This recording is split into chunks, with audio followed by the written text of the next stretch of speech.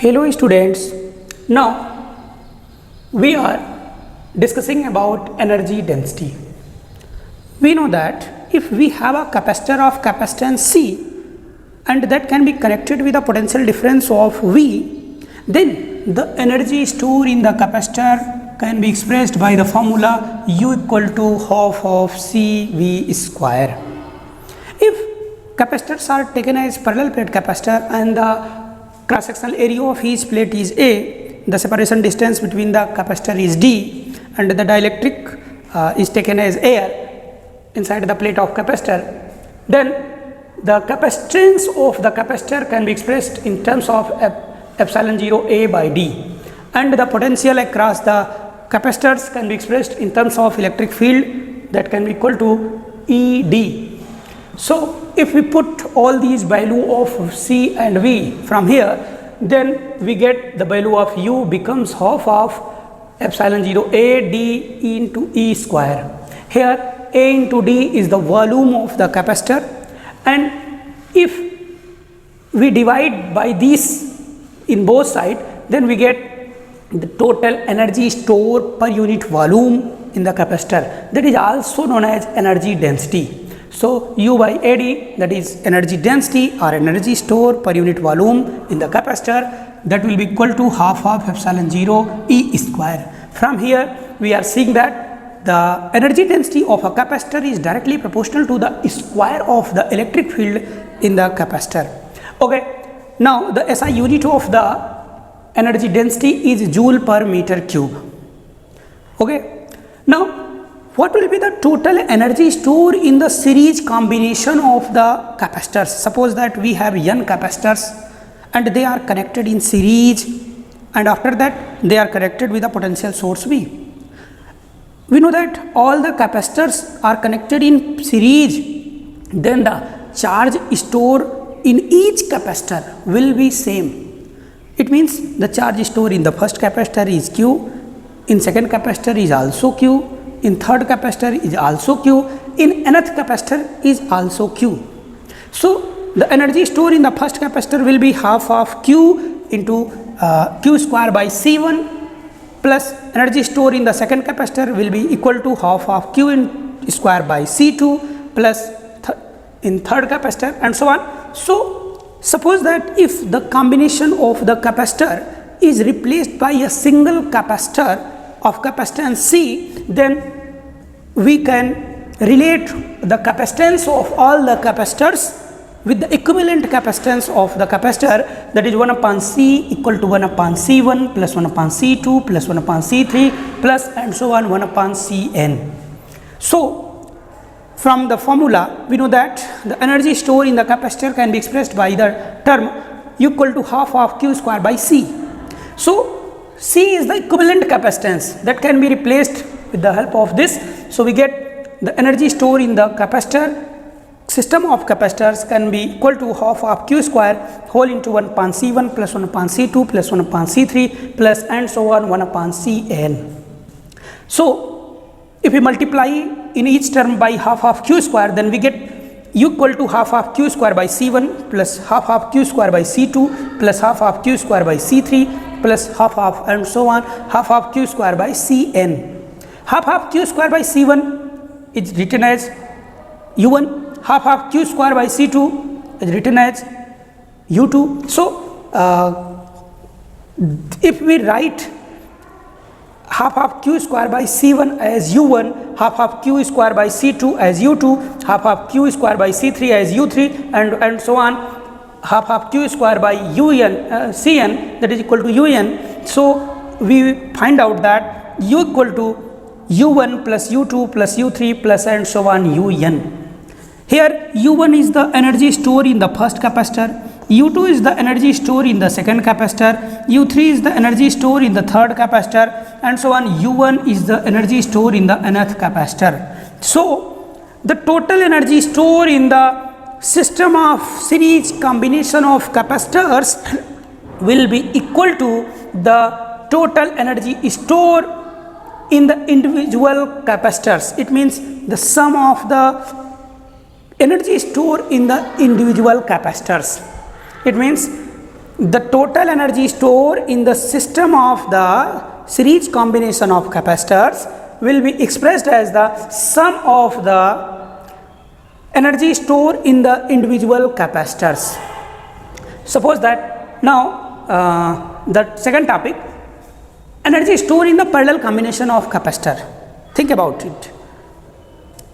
If the capacitors are connected in parallel, suppose that we have n capacitors and they are connected in parallel, then we know that if n capacitors are combined in parallel, then the potential across each capacitor will be same. So what will be the equivalent capacitance of the parallel combination of n capacitors? That can be expressed by the formula of C equal to C1 plus C2 plus C3 plus and so on plus Cn. So the energy stored in the equivalent capacitance or total system of the circuit that will be equal to half of C equivalent V square.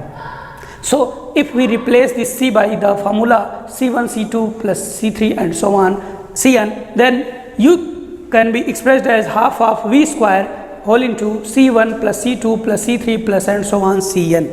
If we multiply by half of V square in each term, then we get U equal to half of V square C1 plus half of V square C2 plus half of V square C3 plus and so on half of V square Cn. So we can write it as half of C1 V square, that is energy stored in the first capacitor, half of C2 into V square, that is energy stored in the second capacitor. Similarly, half of Cn dot V square, energy stored in the nth capacitor. So they can be expressed as U equal to U1 plus U2 plus U3 plus and so on Un. From here we also see that the total energy stored in the system of the parallel combination of the capacitor is also the sum of the energy stored in the individual capacitors. Okay, so these are the concepts related to the energy stored in the series and parallel combination of the capacitors, and this is all about the energy density. And here is the formula of the energy density. From here you can easily solve the different types of numerical problems related to the energy density and the energy stored in the series and parallel combination of the capacitors. So you can solve it. Now come to the topic, the loss of the energy during the recombination of the charges. Okay. Now loss of energy on sharing of charges between the capacitors in parallel. Suppose that we have two capacitors and they are connected in parallel. Then if the capacitance of the first capacitor is C1 and second one is C2, the charge on the first capacitor is Q1, in the second capacitor is Q2, and the potentials across first is V1 and across second is V2, then total charge will be conserved. Before sharing and after sharing, the total charge will be same. So the total charge after sharing will be equal to total charge before sharing. So we know that Q equal to CV. So after combination, the equivalent combination, since the capacitors are connected in parallel, hence the equivalent capacitance will be equal to C1 plus C2. So half of C1, so C1 plus C2 whole into V equal to C1 V1 plus C2 V2. This is the charge in the individual capacitors stored before sharing, and this will be the total charge stored in the combination, because in the combination the net potential becomes same because they are connected in parallel. So potential across each capacitors becomes same.